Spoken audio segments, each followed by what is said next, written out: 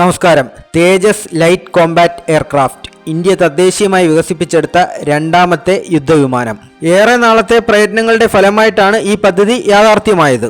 പക്ഷേ പിന്നെയും വർഷങ്ങൾ കാത്തിരിക്കേണ്ടി വന്നു ഇതിന് സൈന്യത്തിന്റെ ഭാഗമാകാൻ. പക്ഷേ അപ്പോഴും ഇതിന്റെ കാലക്കേട് അവസാനിച്ചിരുന്നില്ല. വിവാദങ്ങളുടെ ആകാശച്ചുഴിയിലേക്കാണ് ഇത് പറന്നുയർന്നത്. ഈ പദ്ധതിയുടെ നാൾവഴികളിലൂടെ നമുക്കൊന്ന് യാത്ര ചെയ്യാം. ഒപ്പം തന്നെ ഇതിന് കേൾക്കേണ്ടി വന്ന പഴിയും തുടർ സംഭവങ്ങളും ഇപ്പോഴത്തെ അവസ്ഥയും ഭാവിയുമൊക്കെ നമുക്ക് പരിശോധിക്കാം.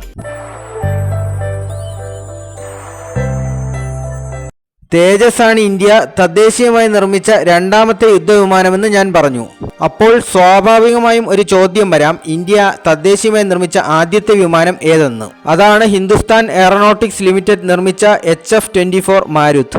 ഇതിന്റെ ഒരു ചരിത്രത്തിലേക്ക് പോയാൽ വിഷയം വ്യതിചലിച്ചു പോവും എന്നുള്ളതുകൊണ്ട് അതിന് മുതിരുന്നില്ല. നമുക്ക് തേജസിലേക്ക് തന്നെ തിരിച്ചു വരാം. ഇതൊരു single engine delta wing multi role combat aircraft ആണ്. ഇവിടെ പുറകുവശത്ത് മുകളിലോട്ട് നിൽക്കുന്ന വിങ് ഒരു ട്രയാങ്കിൾ ഷേപ്പിലാണ്. അതുകൊണ്ടാണ് ഇതിന് ഡെൽറ്റ വിങ് എന്ന് പേര് വന്നത്. ഇതിന്റെ ഒരു ചരിത്രം പരിശോധിക്കുകയാണെങ്കിൽ 1983 ഗവൺമെന്റ് LCA പ്രോജക്റ്റുമായി മുന്നോട്ട് പോകാൻ തീരുമാനിച്ചത്. LCA എന്നാൽ ലൈറ്റ് കോമ്പാറ്റ് എയർക്രാഫ്റ്റ് എന്നാണ് അർത്ഥം. ഇതിനുള്ളൊരു പ്രധാന കാരണമെന്ന് പറയുന്നത് അതുവരെ സർവീസിലുണ്ടായിരുന്ന MiG-21 വിമാനങ്ങൾ കാലപ്പഴക്കം വന്നുകൊണ്ടിരിക്കുകയായിരുന്നു. അങ്ങനെയെങ്കിൽ ഇതിന്റെ ഒരു റീപ്ലേസ്മെന്റ് വരുമ്പോൾ തദ്ദേശീയമായി നിർമ്മിച്ച ഒരു വിമാനം തന്നെ ഇരിക്കട്ടെ എന്ന് സർക്കാർ തീരുമാനിക്കുകയായിരുന്നു. അങ്ങനെയാണ് 1984 DRDOയുടെ കീഴിൽ എയറോനോട്ടിക്കൽ ഡെവലപ്മെന്റ് ഏജൻസി ADA എന്നൊരു സ്ഥാപനം രൂപീകൃതമായത്. നമ്മുടെ LCA പ്രോജക്റ്റിന്റെ മേൽനോട്ടം വഹിക്കുക എന്നതായിരുന്നു ഇവരുടെ ചുമതല. ഇതിന്റെ നിർമ്മാണം ഏൽപ്പിച്ചത് ഹിന്ദുസ്ഥാൻ എയറോനോട്ടിക്സ് ലിമിറ്റഡ് HAL-നെയാണ്. നമ്മൾ ഏറ്റെടുത്തിരിക്കുന്നത് ഒരു വലിയ മിഷനാണ്. അതുകൊണ്ട് തന്നെ ഒരു വിദേശ കൺസൾട്ടന്റ് അത്യന്താപേക്ഷിതമായിരുന്നു. ഇവിടെ റഫേലിന്റെയൊക്കെ നിർമ്മാതാക്കളായ ദസോൾട്ട് ഏവിയേഷൻ തന്നെയായിരുന്നു നമ്മുടെ കൺസൾട്ടന്റ്. അതുകൊണ്ടായിരിക്കാം നമ്മുടെ തേജസിന് റഫേലിന്റെ ഒരു ചെറിയ രൂപസാദൃശ്യമൊക്കെ കിട്ടിയത്. ഇത് തദ്ദേശീയമായി നമ്മൾ വികസിപ്പിച്ചെടുത്ത വിമാനമെന്ന് പറയുമ്പോൾ 100% തദ്ദേശീയമെന്നൊന്നും പറയാൻ കഴിയില്ല. ഇതിന്റെ എഞ്ചിൻ ഉൾപ്പെടെ പല കമ്പോണൻസും വിദേശ രാജ്യങ്ങളിൽ നിന്ന് ഇറക്കുമതി ചെയ്യപ്പെട്ടവയാണ്. അങ്ങനെ പലതും ഇറക്കുമതി ചെയ്യാൻ നമുക്ക് കാലതാമസം എടുത്തു. എന്നാൽ മറ്റു ചിലതൊക്കെ ലഭിക്കില്ല എന്ന് അറിഞ്ഞതോടുകൂടി അവസാന നിമിഷം നമ്മൾ തദ്ദേശീയമായി വികസിപ്പിച്ചെടുക്കുകയായിരുന്നു. ഇതൊക്കെ തന്നെയായിരുന്നു ഈ പദ്ധതി വിചാരിച്ചതിലധികം വൈകാനുള്ള കാരണം. പിന്നെ എല്ലാത്തിനും പുറമെ ബ്യൂറോക്രസിയിൽ നടമാടുന്ന റെഡ് ടേപ്പിസവും. 1998 നമ്മൾ നടത്തിയ അണുബോംബിന്റെ പരീക്ഷണവും പല പാശ്ചാത്യ രാജ്യങ്ങളെയും ചൊടിപ്പിച്ചിരുന്നു. ഇവിടെ എടുത്തു പറയേണ്ട ഒരു കാര്യം, വിദേശ രാജ്യങ്ങളുടെ ഈയൊരു നിലപാട് കാരണം നമുക്കൊരു ഗുണമുണ്ടായി എന്നതാണ്. അതെന്താണെന്ന് വെച്ചാൽ ഫ്ലൈ ബൈ വയർ എന്ന സാങ്കേതിക വിദ്യ മറ്റാരുടെയും സഹായമില്ലാതെ നമ്മൾ തദ്ദേശീയമായി വികസിപ്പിച്ചെടുത്തു. ഇതൊരു സെമി ഓട്ടോമാറ്റിക് ഫ്ലൈറ്റ് കൺട്രോൾ സിസ്റ്റമാണ്. അതുകൊണ്ട് തന്നെ ഇന്ത്യൻ ഫ്ലൈറ്റ് ടെക്നോളജിയിലെ ഒരു നാഴികക്കല്ല് തന്നെയായിരുന്നു ഈ ഒരു കണ്ടുപിടുത്തം. അങ്ങനെ അവസാനം 2001 ഇതിന്റെ ആദ്യത്തെ ഫ്ലൈറ്റ് ടെസ്റ്റ് നടക്കുകയുണ്ടായി. പിന്നെയും എടുത്തു 14 വർഷം ഇതിന് സേനയുടെ ഭാഗമാകാൻ. എന്നാൽ ഈ ഒരു കാലയളവെന്ന് പറയുന്നത് ഒരിക്കലും അസാധാരണമോ അസ്വാഭാവികമോ അല്ല. കാരണം ഈ ഒരു ഡേറ്റ പരിശോധിച്ചാൽ തന്നെ നമുക്ക് മനസ്സിലാകും, ലോകത്തിലെ എല്ലാ പ്രമുഖ എയർക്രാഫ്റ്റുകൾക്കും ഇത്തരത്തിലുള്ള ഒരു വെയിറ്റിംഗ് പീരീഡ് ഉണ്ടായിരുന്നു എന്നത്. ഇവിടെയാണ് ഒരു വിമാനത്തിന്റെ ഫസ്റ്റ് ഫ്ലൈറ്റ് കഴിഞ്ഞാൽ പിന്നെ അത് കടന്നു പോകേണ്ട ഘട്ടങ്ങളെക്കുറിച്ച് നമ്മൾ അറിയേണ്ടത്. പിന്നീട് അങ്ങോട്ട് വിവിധ ടെസ്റ്റുകളാണ്. വിമാനത്തിന്റെ മൊത്തത്തിലുള്ള പെർഫോമൻസും ഓരോ സിസ്റ്റത്തിന്റെയും പെർഫോമൻസ് പ്രത്യേകവും വിലയിരുത്തപ്പെടും. ഈ സമയങ്ങളിലെല്ലാം പല മോഡിഫിക്കേഷൻസും ചെയ്യേണ്ടതായി വരും. അത് കഴിഞ്ഞാണ് IOC ലഭിക്കുന്നത്, അതായത് ഇനീഷ്യൽ ഓപ്പറേഷണൽ ക്ലിയറൻസ്. ഇതിന് ശേഷമാണ് ശരിക്കും ഇതിന്റെ റേഞ്ചും മിസൈൽ ലോഞ്ചിങ് കേപ്പബിലിറ്റിയും ഒക്കെ ടെസ്റ്റ് ചെയ്യുന്നത്. ഒരു റിയൽ ലൈഫ് ബാറ്റിലിൽ ഈ വിമാനം എത്രത്തോളം ഫലപ്രദമാണെന്ന് ഇപ്പോൾ അറിയാൻ കഴിയും. ആ ഒരു സ്റ്റേജിലും പല മോഡിഫിക്കേഷൻസും ചെയ്യേണ്ടതായി വരും. ഇത് കഴിഞ്ഞ ശേഷം IOC 2 വരുന്നുണ്ട്. അതിനും ശേഷമാണ് FOC അഥവാ ഫൈനൽ ഓപ്പറേഷണൽ ക്ലിയറൻസിന് അപേക്ഷിക്കേണ്ടത്.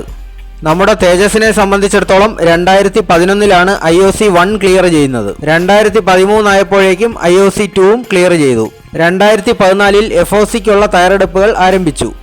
ശേഷം ഏകദേശം 1 വർഷം കഴിഞ്ഞപ്പോഴാണ് ഈ വിമാനത്തിന് ഗുരുതരമായ നിർമ്മാണ പിഴവുകൾ ഉണ്ടെന്ന് ചൂണ്ടിക്കാട്ടിക്കൊണ്ടുള്ള CAGയുടെ കടന്നുവരവ്. CAG എന്നത് CBI എന്നും ED എന്നും പറയുന്നത് പോലെ തന്നെ ഒരു ഏജൻസിയാണ്. നിർമ്മാണ മേഖലയുമായി ബന്ധപ്പെട്ട് പ്രവർത്തിക്കുന്നവർക്കറിയാം, ഓരോ പദ്ധതികളിലെയും പാകപ്പിഴവുകളാണ് ഇവർ ചൂണ്ടിക്കാട്ടുന്നത്.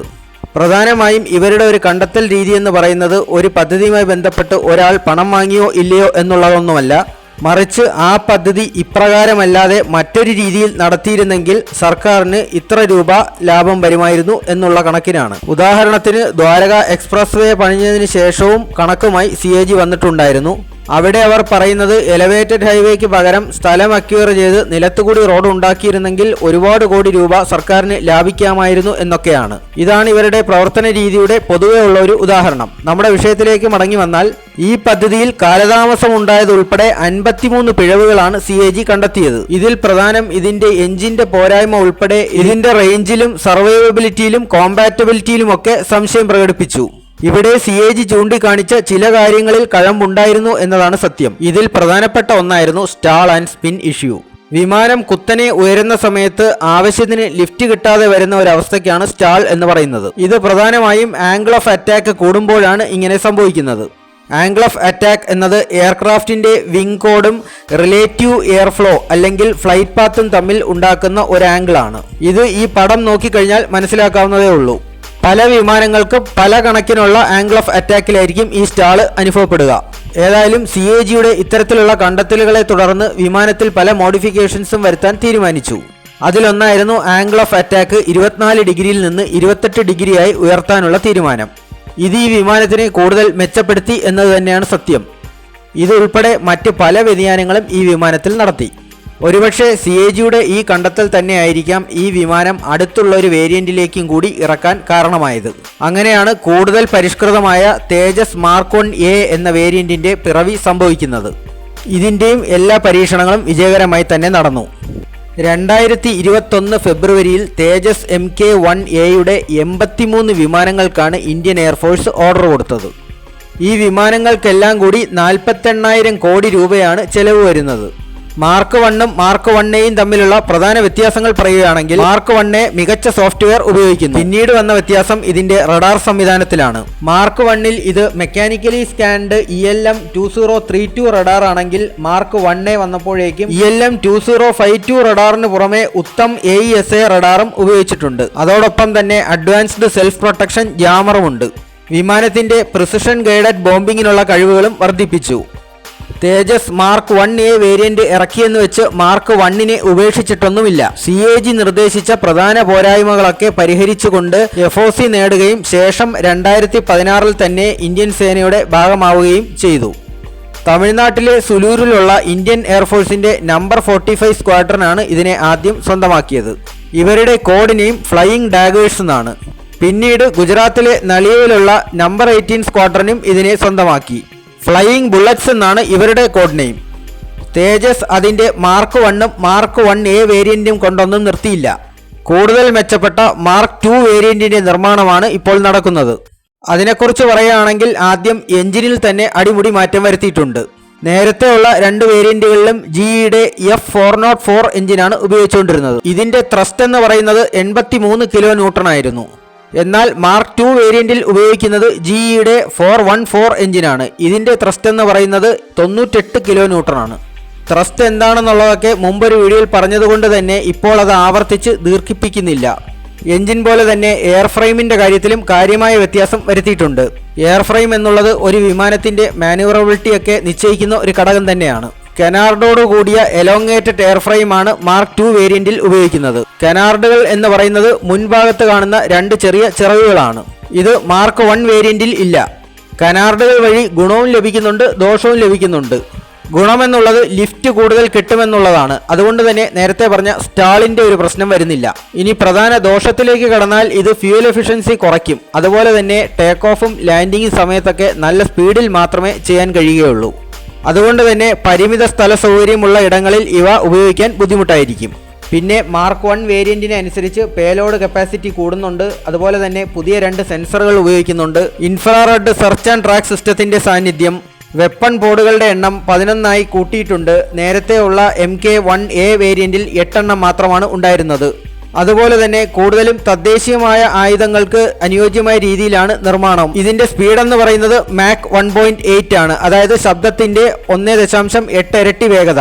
മുൻപത്തെ വേരിയന്റുകളിൽ മാക്സിമം സ്പീഡ് 1.6 മാക് ആയിരുന്നു. അതുപോലെ തന്നെ പറക്കാവുന്നതിന്റെ പരമാവധി ഉയരവും വർദ്ധിപ്പിച്ചിട്ടുണ്ട്. 16,000 മീറ്ററിൽ നിന്ന് 17,300 ആക്കിയാണ് ഉയർത്തിയിരിക്കുന്നത്. ഇതൊക്കെ കൊണ്ട് തന്നെ ഇതിനെ ഒരു മീഡിയം കോമ്പാക്ട് എയർക്രാഫ്റ്റ് എന്ന് വിളിക്കാം. റാഫേലിന്റെ ഒരു ചെറു പതിപ്പ് എന്ന് വിളിച്ചാലും തെറ്റില്ല. അതുപോലെ തന്നെ ഇതിൽ റേഞ്ച് കൂട്ടാനായിട്ട് 2 എക്സ്റ്റേണൽ ഫ്യൂൽ ടാങ്ക് കൂടി ഘടിപ്പിക്കുമെന്നാണ് പുതിയതായി പുറത്തുവരുന്ന വിവരം. ഡ്രോപ്പ് ടാങ്കുകൾ എന്നാണ് ഇവ അറിയപ്പെടുന്നത്. പേര് പോലെ തന്നെ ആവശ്യം കഴിയുമ്പോൾ ഇവ നിലത്തേക്ക് ഡ്രോപ്പ് ചെയ്യാൻ കഴിയും. എക്സ്റ്റേണൽ ഫ്യൂൽ ടാങ്കുകൾ ഇൻസ്റ്റാൾ ചെയ്യുന്നത് വഴി റേഞ്ച് കൂടുമെങ്കിലും ഇതിന്റെ ദോഷം എന്താണെന്ന് വെച്ച് കഴിഞ്ഞാൽ അധികം ഭാരം വരുന്നത് കൊണ്ട് തന്നെ വിമാനത്തിനൊരു ഡ്രാഗ് ഫീൽ ചെയ്യാം. അതുപോലെ തന്നെ ഇതിന്റെ വെപ്പൺ ക്യാരിയിങ് കപ്പാസിറ്റിയും കുറയ്ക്കുകയാണ്. പിന്നെ മറ്റൊരു പ്രശ്നം, ഇതിന്റെ റഡാർ സിഗ്നേച്ചർ കൂടും. അതുവഴി ഇതിന്റെ സ്റ്റെൽത്ത് കപ്പാസിറ്റിയും കുറയും. അതുകൊണ്ടൊക്കെ തന്നെയാണ് ഇത് ആകാശത്ത് വെച്ച് ഡ്രോപ്പ് ചെയ്യാനുള്ള ഒരു ഓപ്ഷനും കൂടി കൊടുത്തിരിക്കുന്നത്. ഈ ഒരു പ്രശ്നം പരിഹരിക്കാനാണ് പല വിമാനങ്ങളും അതിന്റെ പ്രൊഫൈലിൽ തന്നെ മൗൾഡ് ചെയ്ത കൺഫോർമൽ ഫ്യൂൽ ടാങ്കുകൾ ഉപയോഗിക്കുന്നത്. ഇന്റേണൽ ഫ്യൂൽ ടാങ്ക് കൂടാതെയാണ് ഇവ ഘടിപ്പിക്കുന്നതെന്ന് ഓർക്കണം. ഏതായാലും ഇത്തരത്തിലുള്ള ടാങ്കുകൾ ഇൻസ്റ്റാൾ ചെയ്യുകയാണെങ്കിൽ ഡ്രാഗ് ഒഴികെയുള്ള ഡ്രോപ്പ് ടാങ്കിന്റെ മറ്റ് ദോഷവശങ്ങൾ ഒഴിവാക്കാവുന്നതാണ്. 2025 തേജസ് മാർക്ക് 2ന്റെ ഫസ്റ്റ് ഫ്ലൈറ്റ് നടക്കുമെന്നാണ് അറിയുന്നത്. നിലവിലുള്ള ഒരു വിമാനത്തിന്റെ ഡിസൈനെ ആസ്പദമാക്കി നിർമ്മിക്കുന്ന ഒരു വേരിയന്റ് ആയതുകൊണ്ട് തന്നെ ഇതിന്റെ FOC വരെ എത്താൻ അധികം കാലതാമസം വരില്ല എന്നാണ് കണക്കാക്കുന്നത്. പിന്നെ ഇത് ഒരിക്കലും F-35യുമായിട്ടോ അതുപോലെയുള്ള വിമാനങ്ങളുമായിട്ടോ താരതമ്യപ്പെടുത്താൻ പാടില്ല. കാരണം ദീർഘദൂരം പറന്ന് ശത്രുപാളയങ്ങൾ ബോംബിട്ട് തകർക്കുക എന്നുള്ളതല്ല ഇതിന്റെ പ്രധാന ലക്ഷ്യം. മറിച്ച് ഷോർട്ട് റേഞ്ചിലും മീഡിയം റേഞ്ചിലുമൊക്കെ ഉള്ള ടാർഗറ്റുകളെ ഇതിന് മുച്ചൂടും മുടിക്കാൻ കഴിയും. എയർ ടു എയർ സ്ട്രൈക്കും എയർ ടു ഗ്രൗണ്ട് സ്ട്രൈക്കും ഒക്കെ നടത്താൻ കഴിവുള്ള മൾട്ടി റോൾ കോമ്പാറ്റ് എയർക്രാഫ്റ്റ് തന്നെയാണ് തേജസ്. വരും നാളുകളിൽ ഇതിനെ നമ്മുടെ അതിർത്തി പ്രദേശങ്ങളിൽ വിന്യസിക്കാനാണ് ഇന്ത്യൻ വായുസേന ലക്ഷ്യമിട്ടിരിക്കുന്നത്. ഓരോ മേഖലയിലും നടപ്പാക്കേണ്ട ദൗത്യങ്ങൾക്കനുസരിച്ചാണ് ആയുധങ്ങൾ വിന്യസിക്കുന്നത്. എന്നാൽ ചില അടിയന്തര ഘട്ടങ്ങളിൽ ഇതിന് പിന്തുണ നൽകാൻ വേണ്ടി ഉയർന്ന പ്രഹരശേഷിയുള്ള വിമാനങ്ങളും ഒപ്പം കൂടാറുണ്ട്. തേജസ് MK2 എന്നുള്ളത് 4.5 ജനറേഷനിൽപ്പെട്ട ഒരു വിമാനമാണ്. 4th ജനറേഷൻ പ്ലാറ്റ്ഫോമിൽ അപ്ഗ്രേഡേഷൻ നടത്തുന്നത് കൊണ്ടാണ് ഇതിനെ 4.5 ജനറേഷൻ എന്ന് വിളിക്കപ്പെടുന്നത്. തേജസ് MK2ന്റെ വരവിനായി ശുഭപ്രതീക്ഷയോടെ കാത്തിരിക്കാം. ഇന്ത്യൻ പ്രതിരോധ മേഖലയ്ക്ക് ആശംസകൾ നേരുന്നു. ജയ് ഹിന്ദ്.